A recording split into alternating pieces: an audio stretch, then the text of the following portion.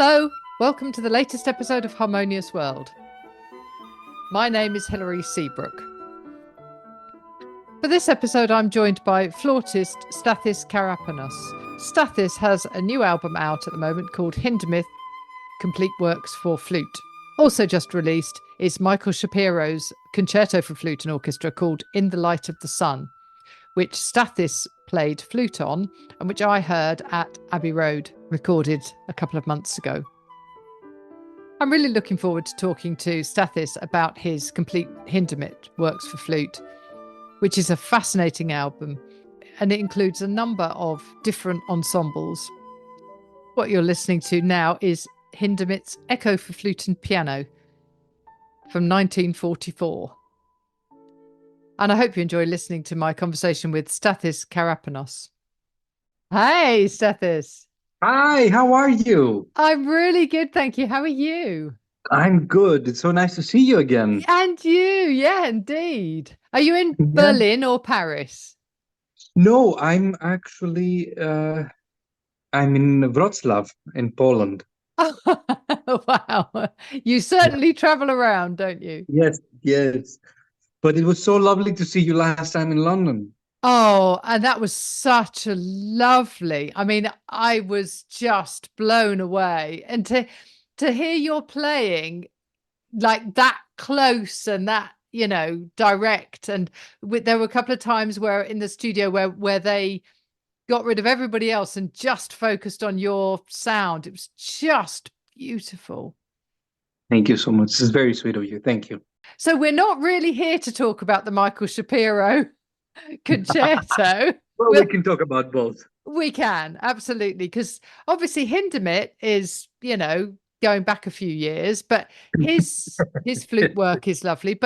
And this piece by that the concerto by Michael Shapiro is just lovely as well, isn't it? Yeah, it's a very new way to go about flute composition, actually. It's a very, very interesting um, way to utilize the flute's possibilities uh, in any, all the expressive means that it might offer.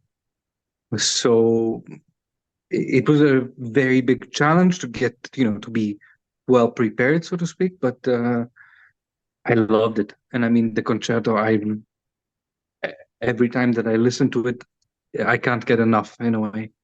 So Yeah, it's a stunning piece of work. And the RPO, those guys did such a good job, didn't they, in the studio? wow. I mean, come on, to have the RPO and the the Angel Studios of Abbey Road, it's like a dream come true. Yeah, It doesn't get better than that. no, absolutely. And sitting in the control room and hearing that, it was really magical. It was amazing. So that's very exciting. And so I'm going to be writing a review of that album because that concerto, it's interesting you say that about how Michael gets the most out of the flute. It's really interesting. Yeah, he does. He gets very interesting aspects that that are not very standard, so to speak, by other composers. It's a very new way to go about it, and I was really fascinated. Yeah. And he's a wonderful person, of course, and a great conductor. So Yeah. it just made very, very much sense. Yes, exactly. I try and see Michael every time he comes to the UK because it's just such a pleasure to be around him. Yeah, Yeah, yeah. fantastic. Well, let's talk a bit about the Hindemith. What made you decide to do this album? Well, actually, I since I started studying, I always knew that Hindemith had written quite a few works for solo flute or for flute. Um, but I never really could understand the language, the compositional language. So I I couldn't somehow identify with that music. So then colleagues and friends of mine started to talk more and more about it. And then um, some of the mentors that I've been very fortunate to have in my life, I turned to them and told them, my feelings about Hindemith, and then all of them unanimously said, no, no, no,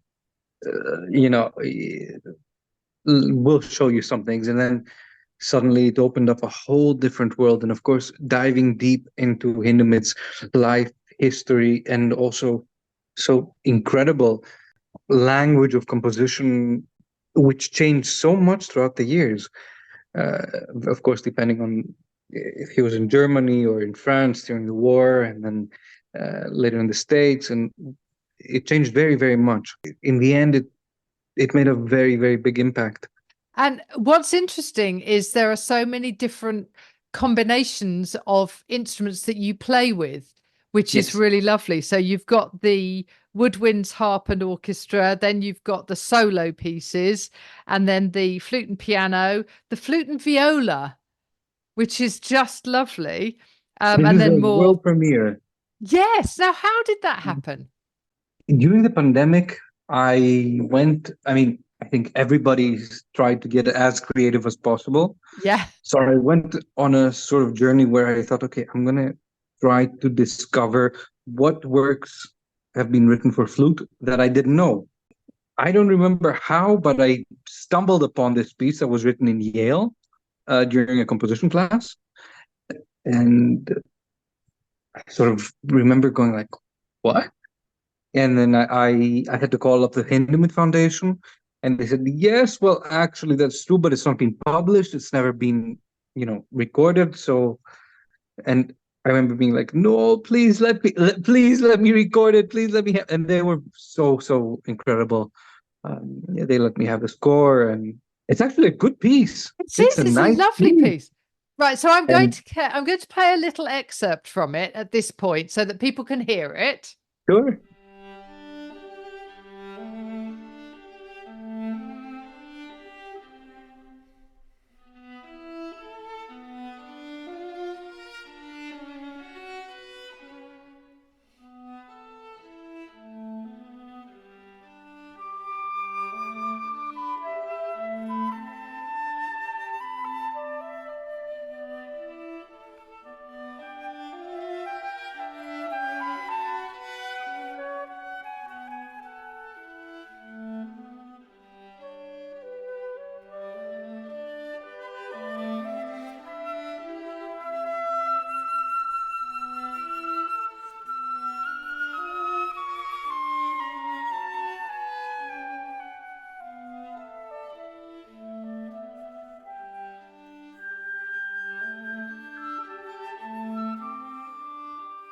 So how did that get translated from, because I understand it was written during a composition class. So we're talking about 1942 in Yale. He's standing in a classroom and he's teaching it and he writes it on the blackboard. How did it get translated from that into a score? Did somebody transcribe it? Well, there was apparently a student copied it and kept it in the archives, and then it was after his death, it was given to the foundation. Okay. But since it was never kind of a significant, so to speak, piece, it was never published. Right. So yeah. But it's interesting because it's for flute and viola. That's a strange combination. It's a very strange combination. It is. Yeah. It is. But a very good one. And I mean, oh yeah. Being able to play with David Arn Carpenter is just, Yeah, where is he from? I haven't come across him before. He's from the States. Oh, okay, right. Okay, he's just incredible. He's just one of the violists that there are. Yeah, and I mean, it really is a beautiful piece, and it's amazing that it's sort of 80 years later, and you're doing the world premiere of it. Yeah. But that's lovely. That's a great one. So let's rewind a bit. Tell the listeners to this podcast a bit about your background. Well, I'm Greek. I was born in Athens. My family moved to Sofia, Bulgaria, when we were quite young. I guess through sheer coincidence, I got to know, different professors in Germany, and I applied to the University of Karlsruhe, the Music University of Karlsruhe, when I was like 16 years old.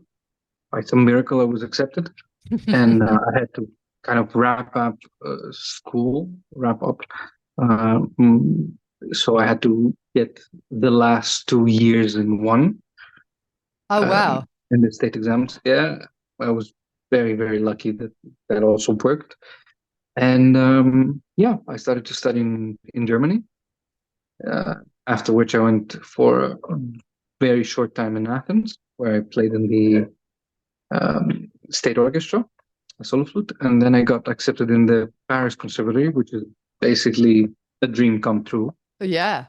for any flutist. Uh, and yeah, and since then I've been basically in Paris, also going to Berlin, and just all over the place in a way. Yeah. Traveling. I mean, you're a truly international musician, aren't you? Yes. Well, I mean, I think all of us are, no? Well, yeah, absolutely. I think you have to be really, don't you? Yeah. But Yeah. but that's a wonderful thing. Tell me how you got a gold flute, because the flute is just beautiful. Thank you. Yeah. So I had one scholarship from a foundation, and I was allowed to choose an instrument, to have an instrument of my choice. And when I was in Japan, uh, I just kind of went to one of the main flute makers to see what they make, and I just totally fell in love with this instrument and couldn't let Oh, go. no, I can imagine it's just got the most beautiful sound. Yeah, it's wonderful. Yeah, It really is. I've been So, very, very blessed with it. Yeah, yeah. So it's not solid gold. It can't be because it would be too soft, I it guess. is. It is, and it's very sensitive and very moody. And yeah, So it is what do solid gold. yeah, yeah, yeah. So you must have to be ultra, ultra careful with it. Absolutely. Yeah, it's extremely, extremely sensitive. Yeah. You Does that can't mean even it? press too hard because yeah, Yeah. it's 24 carats. Yeah, it's Oh my God. And terribly sensitive. so it's very sensitive. Does that make tuning difficult? It makes life difficult. Yeah. I bet. Yeah, yeah, it does. Oh, but Mm. I mean, it looks stunning, but it also sounds Yeah, incredible. yeah, Really it is. does. It just, yeah. Do you practice on a different flute or do you always play that one? No, I would say I practice on this one. Right. Because, you know, an instrument, practicing on an instrument or playing with a certain instrument, it's a sort of journey. Yeah, of course. Every instrument it reacts very differently, and although I would really love to be able to practice on another one and just play on this one, it doesn't really work that way. You really have to get acquainted to a very, let's say, deep point where you understand the instrument and you can, you know, Yeah. be one in a way. Yeah, and I think also although they're sort of, especially sort of, modern manufactured instruments are sort of made to a pattern. They are all slightly different, aren't they? And they sit under your Oh yeah, fingers slightly differently. absolutely, absolutely, Yeah. and especially this one because it's so sensitive. It changes Yeah. very much in the years, with the Yeah. playing. Yeah. Oh, that's fantastic. Yeah. So you've got the Hindemith album out now. You've got the Michael Shapiro album out now. What else? What is in the future? Well, I have a Cacciatorian recording coming out soon. Yeah. Lovely. And a Schubert recording, and a few others that I'm not really supposed to be talking about just yet. Yeah. Oh well, I look forward to hearing all of those when they do come out. Thank you so much. Thank you so much for joining me for Harmonious Thank World. you It's for a your real time. pleasure. Uh, Yes, yes, it is. And I hope to see you soon again.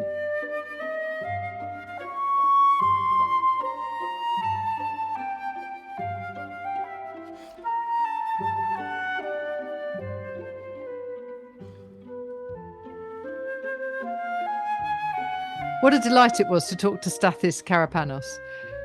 So the complete works for flute of Paul Hindemith is out now, but so too is Michael Shapiro's In the Light of the Sun Concerto for Flute and Orchestra.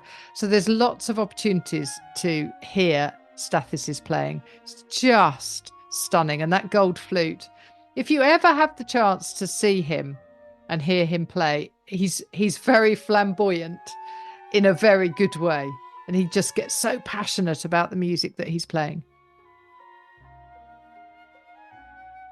What you're listening to now is Evening Concert, Abundskonzert number 2 for flute and strings, which was recorded with the Schleswig-Holstein Festival Orchestra. And I have to say, I know that somebody else I've interviewed has played with the Schleswig-Holstein Festival Orchestra, but I can't for the life of me remember who it was. It was a real delight to interview Stathis. And I hope you enjoy listening to this music.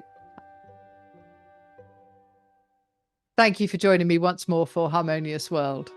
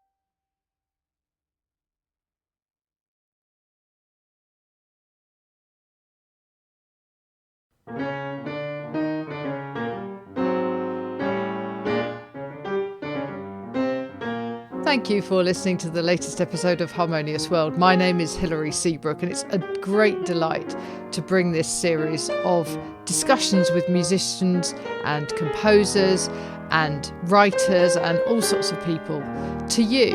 Obviously, there's no point in having a podcast if people aren't listening, and I'm very grateful to my listeners for doing so. Thanks also to Joe English for composing and performing this new theme tune.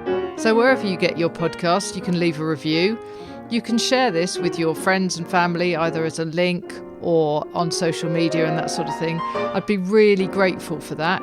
Don't forget that you can subscribe now. There's a link wherever you get your podcasts. So have a great week, and please remember why I started this, which is just to try and make the world a little more harmonious. Thanks for listening to Harmonious World.